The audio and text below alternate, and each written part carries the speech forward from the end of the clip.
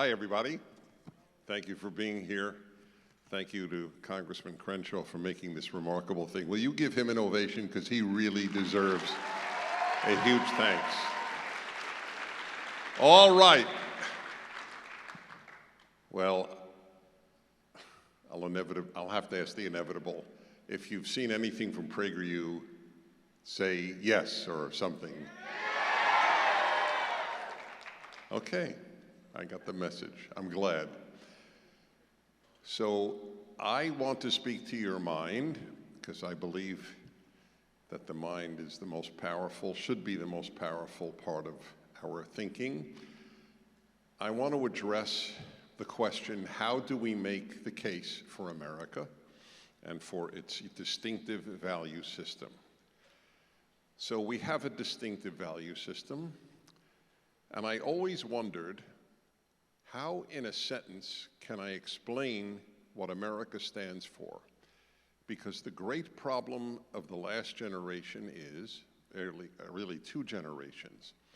What is called the greatest generation, that is the generation of World War II and the Depression. They were great in obvious and great ways, but they failed to transmit the meaning of America to their children. That's me, the baby boomers.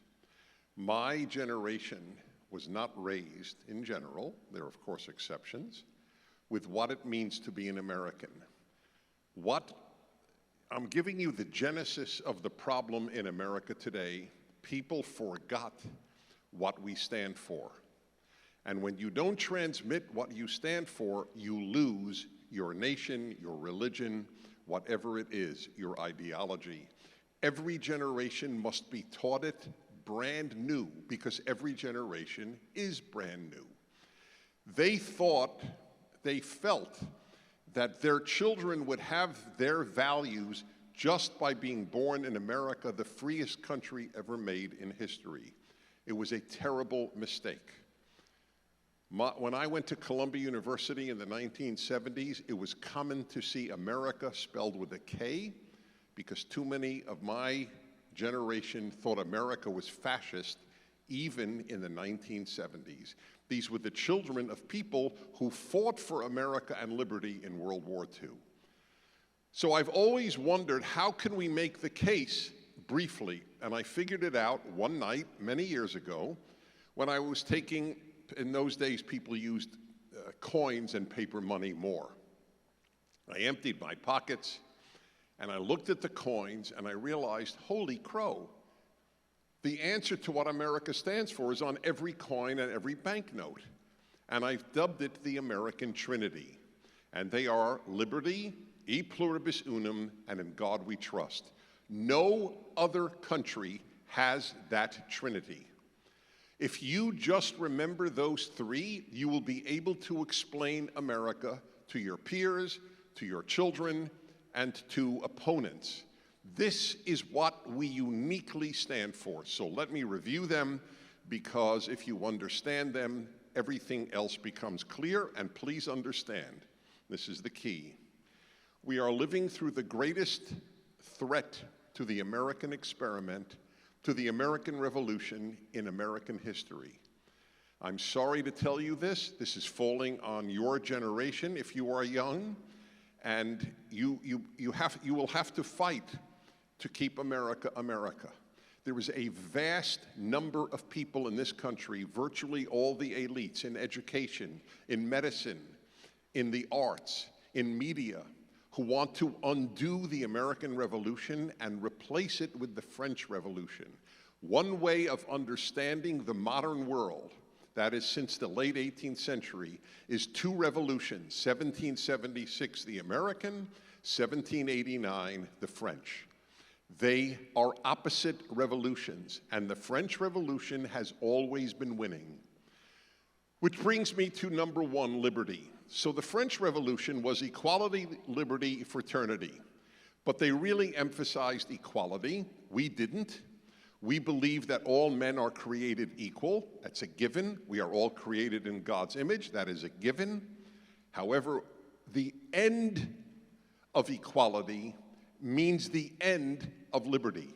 When equality is your goal, liberty dies. It is not possible for all people to be equal in result and have liberty.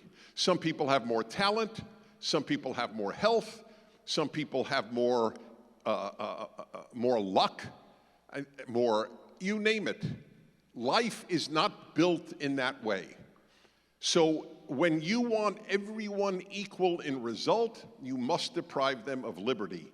You can have liberty or you can have equality of result. Again, we have equality before the law and before God, clearly. But beyond that, you end up with the lack of liberty. The French Revolution won. It was followed by the Russian Revolution, which totally emphasized everybody is comrade, or as they say in Russian, tavarish. They even said Stalin was Comrade Stalin, as if Stalin were an equal. So our emphasis was liberty. And here's the bad news. Human beings do not intrinsically want liberty. Liberty is a value, not an instinct. The human being yearns to be taken care of more than to be free. I can't emphasize this. I could spend the entire time allotted to me just on that, but I have so much more I want to share with you. But you must understand that. This is why Ronald Reagan said, we are always one generation away from losing liberty. If people yearned to be free, it wouldn't be an issue. People yearn to breathe. We don't have a motto of breathing and e pluribus unum. Breathing comes naturally. Liberty doesn't. Liberty is a value. People would much rather be taken care of.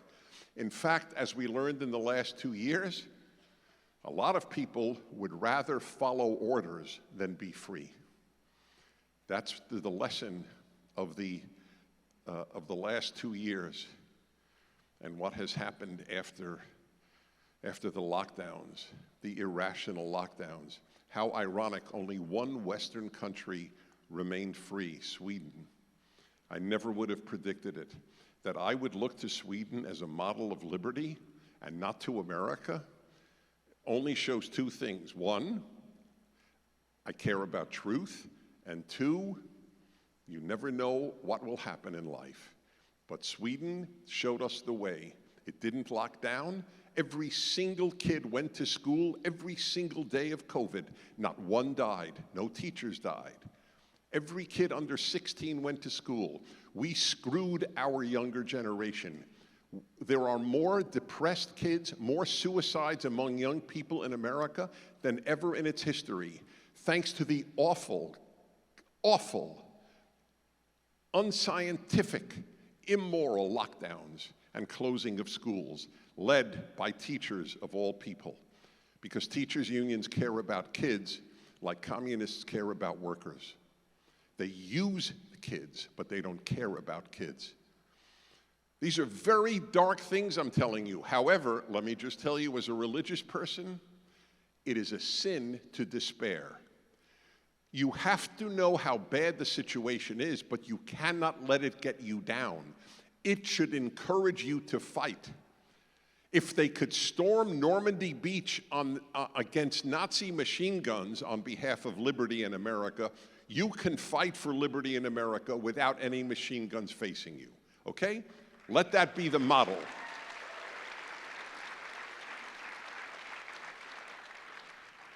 How do you maintain liberty? The great giants who founded this country understood the enemy of liberty is big government. It is amazing how the left loves big government. Well, I take it back. It is not amazing. Of course they do. Big government means little liberty. The bigger the government, the smaller the citizen, one of my mottos in life. But let me tell you another thing about big government. Since I was in high school, I've been preoccupied with good and evil. Did I say something wrong? Since I was in high school, I've been preoccupied with good and evil. How could I not be? How could you not be? Do you know what happened in the 20th century? Do you know that 100 million people, non-combatants, not talking about war, 100 million people were murdered, and you know by whom? by big government. It is amazing how many people crap on Christianity, and I'm a Jew telling you this. Oh, look at the Crusades and the Inquisition. There were bad things done in the name of Christianity. There's no question about that. But my friends, there's no comparison to what was done by secular big governments in the 20th century. The great slaughterhouses of modern life have been secular, anti-religious big governments. The only exception was in Rwanda, where tribe murdered tribe, Hutus massacred Tutsis. Every other mass murder was done by big government. Big government is a very bad thing because power corrupts. End of issue. Power corrupts. You must understand that. It is a bad thing for people, big government. If you love people, you cannot love big government. And that is, by the way, anything big. Big pharma, big labor, big teachers' unions, you name it. Big doesn't work out well. Big corporations. Disney won't say boys and girls at any of its theme parks. Do you realize that? That's sick. They don't believe boys and girls attend because sex is not, or gender is not binary. That you are living in the age of the absurd. I'll come to that later. Next, free speech.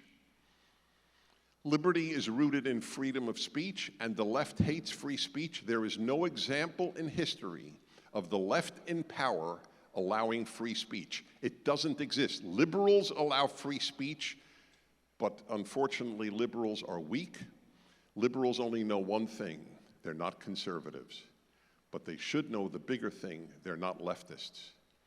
There are no liberal and left values in common, but the liberals vote for the left. That's another matter for another time. But so when I'm talking about the left, I want you to understand. Do you know where I went to college, Columbia University? It was just listed as the least free speech university in America. I'm not surprised, but the competition is very keen. There is very little free speech on campus because the left runs the campus. There is little free speech at Google because the left run Google. Whatever the left runs, from the Russian Revolution to Google to Columbia, they do not allow free speech, and I'll tell you why. This is the big secret that no one notes. Because they cannot survive free speech. When there is free speech, there is no oxygen for the left. The left cannot survive freedom of speech because they do not have rational arguments. They have power.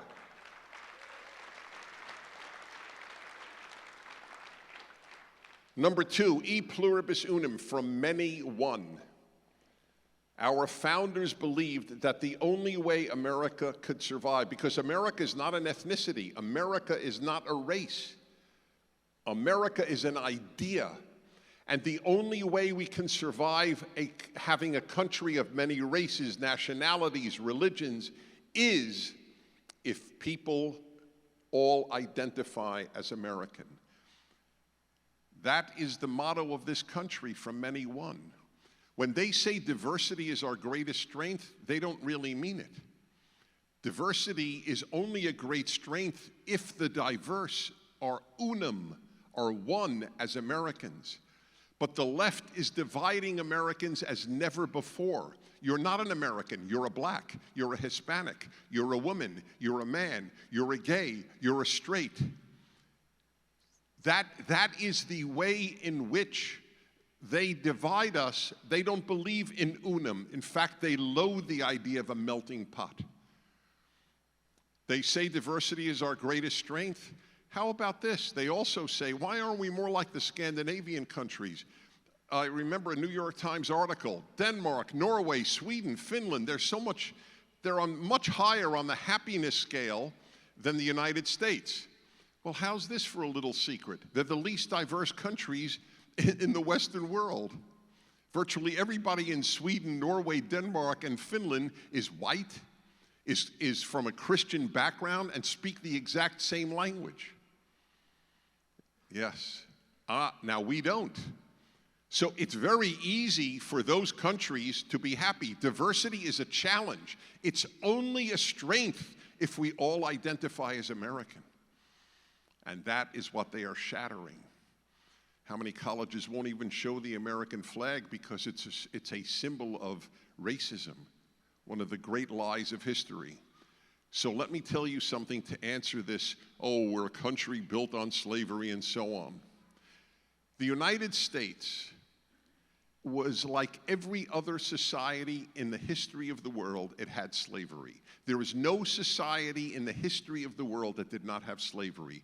So the only intelligent moral question is not who had slavery, who abolished slavery? And the answer is the Western world, specifically England and then the United States, and even more specifically, believing Christians. And again, I say this as a Jew, so I don't have any axe to grind. My axe to grind is truth. You don't ask who had slaves. If you really care about slavery, you ask who abolished slavery. And then America and Britain come to the fore. But the British lost 2,000 Navy men in trying to abolish the transatlantic slave trade, killed trying to interdict transatlantic slave ships. How many schools in America teach that? How many schools in America teach the fact that there were more Arab slaves than Western slaves? How many teach that Brazil got 10 times as many blacks from Africa as the United States? If the United States has lost its legitimacy because of slavery, what country has legitimacy? None. It's a hatred of America and the American idea that animates the left. E pluribus unum. They hate the unum. Do you know that my university, Columbia, has a black dormitory? Do you know who support all black dormitories? Two groups, the left and the Ku Klux Klan. Isn't that remarkable? Yep, that's worthy of your keeping in your memory. In fact, you should ask any liberal relative, and you all have one. Ask them, do you support an all-black dormitory? They have them at Columbia and other universities. That way you'll know if your relative is a liberal or a leftist. Leftists or a racist or a right-wing, or, well, they're not right-wing. The Ku Klux Klan is not right or left, it's just racist.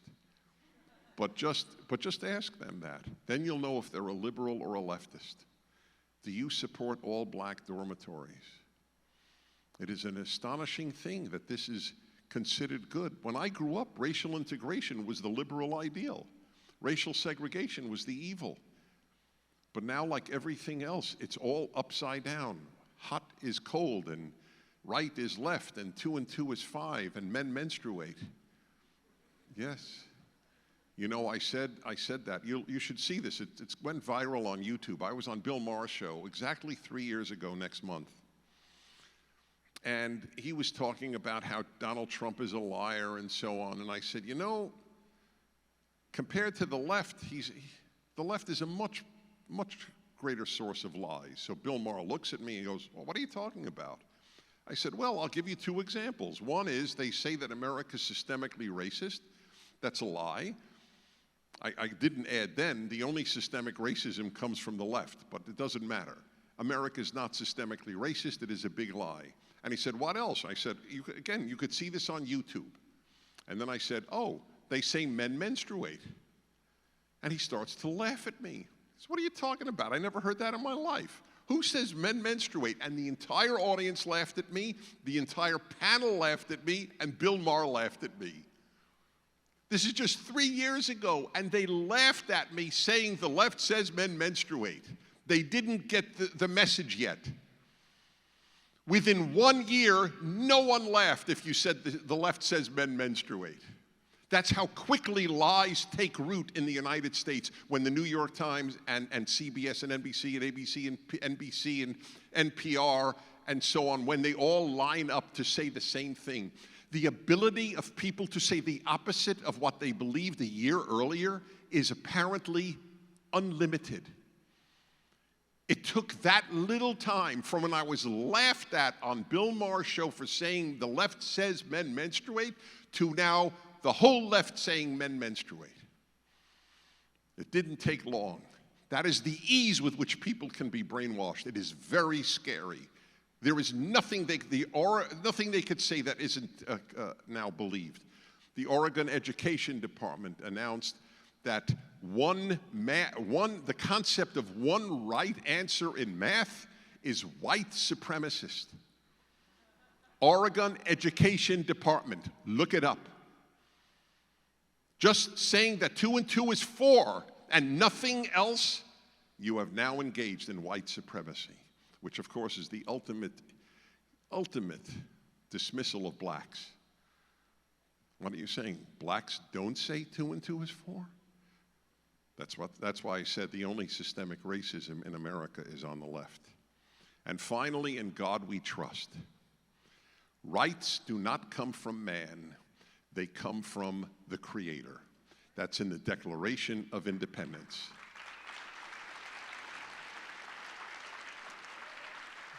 Even if you are an atheist, you must acknowledge that if rights do not come from God, then they are useless, they are worthless, they are completely removable. What man makes, man takes. If men are the source of rights, men remove rights. Only if God is the source of rights are they eternal and immutable. That's what in God we trust means.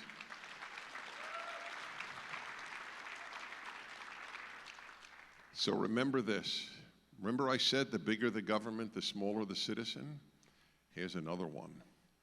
The bigger the government, the smaller the God. The founders knew either people will feel morally accountable to God or they will have to be morally accountable to the state. That is the reason that religious America is so much more pro-liberty than secular America. I don't care if you're secular. There are secular exceptions, but what I said is a fact. And there is a reason. Because if you are not morally accountable to God for your behavior, you'll have to be morally accountable to something. And what the left has done is supplanted religion, the Judeo-Christian world, with a big government. And that is why I conclude with this. There's another reason God is so central. The end of God, which is the age in which we're living, is the beginning of chaos. I don't know a single religious Jew or Christian who says men menstruate or men give birth. The only people who say that are secular and the religious who have been influenced by the left. Isn't that interesting? So religious people are accused by the left of being really irrational, goofy even. But all the goofy ideas come from the secular left, not from the religious world. That's just a fact. If anybody saw through how wrong lockdowns for children were, it was overwhelmingly religious people. The secular went like sheep in following irrational orders from the state. Liberty, the founders of this great country understood, is dependent upon in God we trust. Every single founder, even the ones called deists, and they weren't, Jefferson and Franklin, would have said this. That's why we have a unique country. In God we trust, e pluribus unum, and liberty. The left hates all three. We are in the greatest battle for the greatest idea, the American idea, in our history. And remember again, to despair is a sin, but not fighting is also a sin. Good luck. Thank you. Thank you very much. Thank you. All right.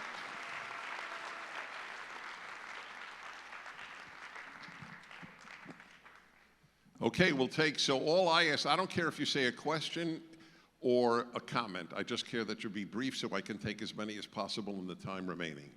All right, so we have 2 microphones. We'll begin here. Go right ahead. My name is Lindsay Darvin. I'm a senior at Texas A&M. Conservative proposals are frequently shot down by citing the phrase separation of church and state. But as a country founded on Christian values, what do you think should be the appropriate role of religion in politics? Good. It's a very important question. I don't understand why religion is excluded from politics any more than secularism is. I don't want a Christian government or a Jewish government or a Muslim government. Obviously, the government is secular. But where you bring your values from, it's completely irrational to say you can't bring your religious values into governmental policy. You bring your values. If the source is the Bible, great. If the source is Karl Marx, you can do that too. This is a phony argument of the left. We can bring all the values we want, but you can't bring the values you want. And by the way, let's take the elephant in the room, abortion. I don't even understand why you need to be religious to say that the human fetus has worth. I don't understand that. Why is that not a secular argument? It shows you the moral chaos that we live in, that even the statement, a woman can do what she wants with her own body. Who denies that? I'll tell you who denies it, the left. They deny it to anybody. You must take a vaccine or you cannot work, or you're thrown out of the Army or Marines or Air Force or Navy. That is their position. We control your body. It's a lie a woman it must be free to do what she wants with her own body. It's not her body. It's another body. Why do you have to be religious to even note that? It is a statement of the collapse of secular ethics, that it is overwhelmingly religious people who think the human fetus has any worth. I don't understand why that is not a secular, obvious note. It has worth. If the woman's life is at stake, I absolutely encourage abortion. It doesn't happen almost ever, but if it happens, yes, that means that the fetus is in effect threatening a person's life. If someone threatens your life, they can be killed. But if they don't threaten your life, on what justifiable basis is there to kill it? So is that impermissible to bring that value into government? So, by the way, separation of church and state, it was one phrase in one letter. It is in no official document of the United States. It was in a letter Thomas Jefferson wrote, and end of issue. Anyway, thank you for raising it. Okay, go ahead. What's the difference between a leftist and a liberal? Okay, so go on the internet. I actually wrote 32 differences between liberals and leftists. It's a test. You should look it up. A test to see, are you a liberal or a leftist? I'll just give you a couple of examples. All right? So, one, racial integration. Liberals believe in racial integration, and leftists believe in racial segregation. By the way, if that were the only one, it would be sufficient for liberals to never vote for the Democratic Party, because the Democratic Party is leftist, not liberal. It used to be liberal. It is no longer liberal. I'll give you another one. Israel. Liberals were the biggest supporters of Israel for at least 50 years. Today, the left is the greatest source of Israel hatred in the United States and in the Western world. The left, the further left you go, the less they even believe Israel has a right to exist as a Jewish state. It's fine for 22 Arab Muslim states to exist in the Middle East, for 52 Muslim states in the world, but there's no room for one Jewish state the size of New Jersey. Okay, that's all from the left. Capitalism. Liberals always defended capitalism because it meant free enterprise. The left hates capitalism.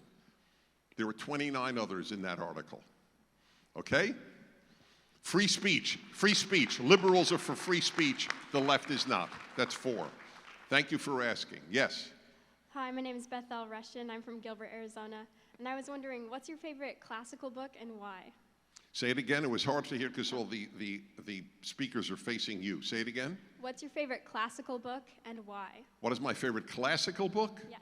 As opposed to religious book, or is that included? Yeah, oppose. Opposed? Yeah. Well, that's very interesting. So I don't know, I guess classical you mean ancient Greek or Rome, is that correct? Yeah, or anything like Crime and Punishment or Shakespeare or So Tales of I will tell you, to be honest, I get most of my wisdom from the Bible, which is why, by the way, just by coincidence, in 2 days, the 3rd volume of my 5-volume commentary on the Bible is coming out.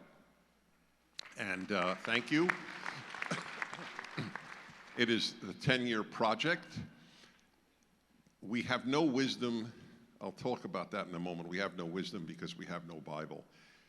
But also, I would use Shakespeare. He's not classical, but he's certainly not modern. The truth is, however, there are not many sources of wisdom in the West outside of the Bible. That was what even Jefferson looked to. You know what, that Jefferson and Franklin, who were called deists, and they were not, by the way, to be honest, they were not Orthodox Christians. They did not believe in the Trinity. But they deeply believed in the Creator, and they deeply believed that the Bible was the central text of American history. They actually designed a seal of the United States, and the design was the Israelites leaving Egypt. That was Jefferson and Franklin. So let me tell you a very quick thing. You could see this on the internet too. I wrote this about 20 years ago, how I found God at Columbia. So one day when I was at Columbia, at graduate school, I was walking around the campus, and I was just driving myself crazy trying to answer the question, how could so many bright people, my professors, be teaching me so much nonsense?